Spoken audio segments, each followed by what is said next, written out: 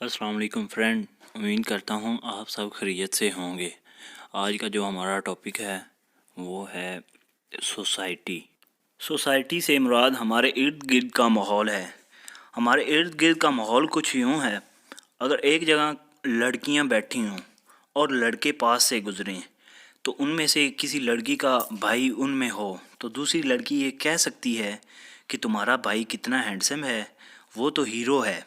اگر اسی جگہ ہم بات کر لیں لڑکوں کی اور ان کا ایک گروپ بیٹھا ہو تو ان میں سے کوئی یہ جرت نہیں کر سکتا کہ وہ کہہ دے کہ آپ کی اپی خوبصورت ہے یا وہ کتنی پیاری لگ رہی ہے، کیونکہ سوسائٹی نے یہ طے کر دیا ہے کہ ایسے جملے بس لڑکیاں ہی بول سکتی ہیں۔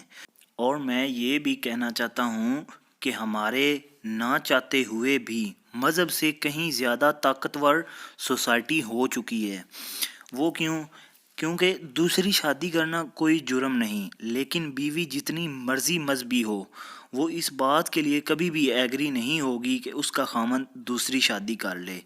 اسی طرح اگر ہم بات کریں شادی کے حوالے سے دین اسلام پر، تو اس میں مرد اور عورت کی کوئی قید نہیں رکھی گئی، چاہے عورت کی عمر 100 سال ہے یا مرد کی عمر 100 سال ہے، چاہے عورت کی عمر 25 سال ہے چاہے مرد کی عمر 25 سال ہے، وہ اگر ان کی رضامندی ہے تو وہ ایک دوسرے کے ساتھ شادی کر سکتے ہیں۔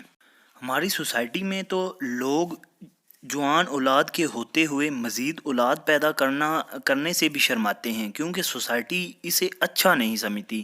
ہر بات یہی ہے کہ ہم سوسائٹی کی بات مان رہے ہیں، جہاں ہمیں دین اسلام کی بات ماننی چاہیے وہاں پر بھی ہم سوسائٹی کی بات مان رہے ہیں۔ اس کے بعد ہم بات کر لیتے ہیں زکوٰۃ کے بارے میں۔ تو زکوٰۃ کے بارے میں کچھ یوں ہے کہ جو زکوٰۃ لینے والا ہے اور جو زکوٰۃ دینے والا ہے یہ دونوں گناہ گار ہوتے ہیں۔ اگر دینے والا دے نہ تو وہ گناہ گار ہے، اگر لینے والا لے نہ تو وہ گناہ گار ہے۔ ہاں جی، یہ میں نے صحیح کہا ہے کہ لینے والا اگر نہ لے تو وہ بھی پھر بھی گناہ گار ہے۔ اس کی ریزن یہ ہے کہ زکوٰۃ دینے والے نے تو زکوٰۃ دینی ہے، اگر وہ نہیں لے گا تو کوئی اور جو زکوٰۃ کا اہل نہیں ہے وہ زکوٰۃ لے گا، تو اس کا گناہ دینے والے کو نہیں ہے کیونکہ اس نے تو دینی تھی، لینے والے کا گناہ ہے کیونکہ وہ لے نہیں رہا۔ اصل میں سوسائٹی اپنے آپ میں بڑی ظالم چیز ہے، یہ معاشرتی معاملات کو دیکھتے ہوئے اپنے ضابطے خود طے کر لیتی ہے۔ یہ مذہب کو مانتی تو ہے لیکن صرف عبادت کی حد تک، علمی معلومات میں یہ صرف اپنے اصولوں کو ترجیح دیتے ہیں۔ پسند کی شادی مذہب میں کوئی جرم نہیں، لیکن ہماری سوسائٹی میں یہ اب بھی کسی حد تک ناپسند چیز ہی سمجھی جاتی ہے۔ مذہب کہتا ہے کہ بچے بالغ ہو جائیں تو جلد سے جلد ان کی شادی کر دو، لیکن سوسائٹی کہتی ہے کہ صرف بالغ نہیں بلکہ اپنے پیروں پر کھڑے ہو جائیں تب کرو، چاہے جب تک 35 سال تک ہی کیوں نہ پہنچ جائیں۔ یہی وجہ ہے کہ ہمارے ہاں بہت کم ایسے لڑکے لڑکیاں ہیں جو 18 سال کی عمر میں پہنچتے ہی شادی شدہ ہو جاتے ہیں۔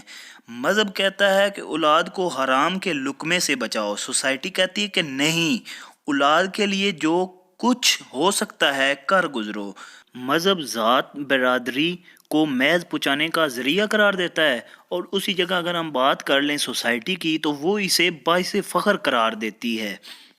کبھی غور کریے گا، سوسائٹی کے اصول کوئی نہیں بناتا، یہ اپنا آئین خود تحریر کرتی ہے اور لوگ نہ چاہتے ہوئے بھی اس پر عمل کرنے پر مجبور ہو جاتے ہیں۔ سوسائٹی کے لوگوں کے ذہن میں یہ بات بھی ڈال دی ہے کہ مذہب کے بغیر رہا جا سکتا ہے لیکن سوسائٹی کے بغیر نہیں، لیکن لوگ یہ بھول گئے ہیں کہ سوسائٹی کے بغیر رہا جا سکتا ہے، مذہب کے بغیر نہیں۔ لیکن فی زمانہ ہم مذہب کو اپنی مرضی سے چلانا چاہتے ہیں اور سوسائٹی سے رشتے توڑنے کو تیار نہیں۔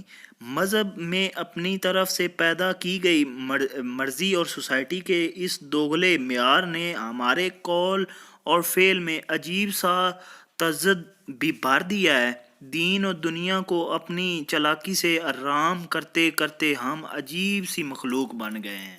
اور امید کرتا ہوں کہ اللہ تعالی ہم سب کو صراط مستقیم پر چلائے اور نیک کام کرنے کی توفیق دے، آمین۔